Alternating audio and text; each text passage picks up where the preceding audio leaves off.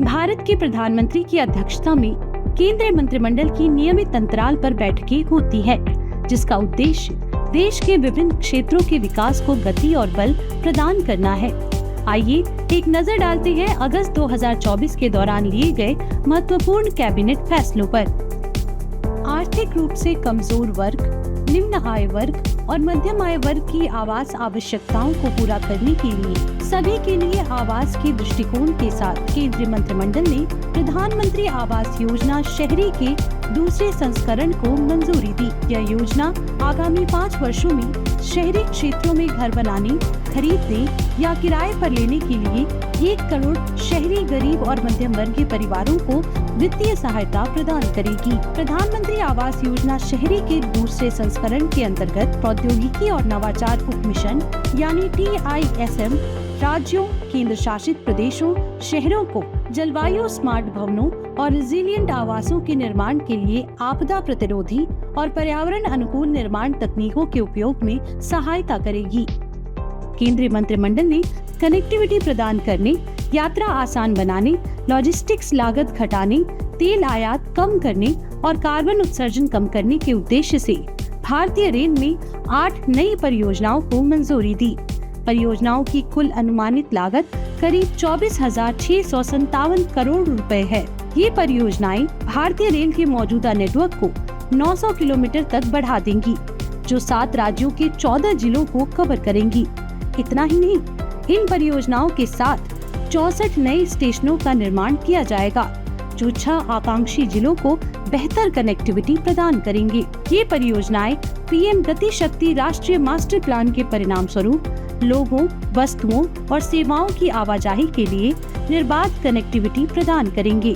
केंद्रीय मंत्रिमंडल ने 3 प्रमुख योजनाओं को जारी रखने की मंजूरी दी है, जिन्हें विज्ञान एवं प्रौद्योगिकी विभाग की एकीकृत केंद्रीय क्षेत्र योजना विज्ञान धारा में विलय कर दिया गया है। 2021 से 2026 के दौरान इस योजना के कार्यान्वयन हेतु प्रस्तावित परिव्यय 10,579 करोड़ रुपए से अधिक का है। विज्ञान धारा का उद्देश्य भारत में विज्ञान और प्रौद्योगिकी से संबंधित इकोसिस्टम को मजबूत करने की दिशा में वैज्ञानिक क्षमता निर्माण के साथ साथ अनुसंधान, नवाचार और प्रौद्योगिकी विकास को बढ़ावा देना है। यह योजना पूर्ण रूप से सुसज्जित अनुसंधान प्रयोगशालाओं का समर्थन करने, अंतर्राष्ट्रीय अनुसंधान सहयोग को बढ़ावा देने और विज्ञान में महिलाओं की भागीदारी बढ़ाने के लिए बनाई गई है।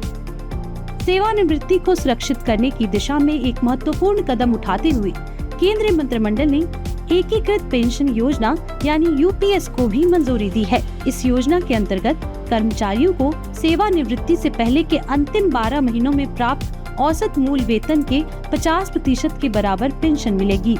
यह लाभ कम से कम 25 वर्ष की सेवा पूरी करने वाले लोगों को मिलेगा, जबकि न्यूनतम 10 वर्ष की सेवा वाले कर्मचारियों के लिए आनुपातिक समायोजन का प्रावधान किया गया है। यह योजना पेंशन भोगी की दुर्भाग्यपूर्ण मृत्यु के मामले में कर्मचारी की पेंशन के 60% पर पारिवारिक पेंशन सुनिश्चित करती है।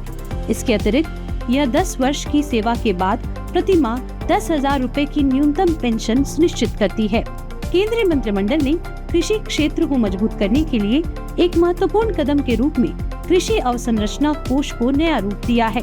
यह योजना अब सामुदायिक कृषि अवसंरचना और एकीकृत प्रसंस्करण सुविधाओं सहित परियोजनाओं की एक विस्तृत श्रृंखला को कवर करती है।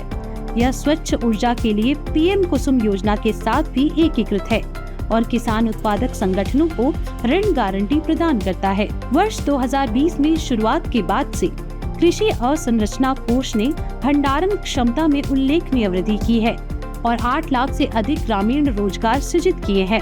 इस विस्तार का उद्देश्य कृषि अवसंरचना को बढ़ावा देना, उत्पादकता बढ़ाना और देश भर में कृषि आय का समर्थन करना है। केंद्रीय मंत्रिमंडल द्वारा लिए गए ये निर्णय आत्मनिर्भर भारत का लक्ष्य प्राप्त करने की दिशा में केंद्र सरकार के प्रयासों और प्रतिबद्धता को दर्शाते हैं।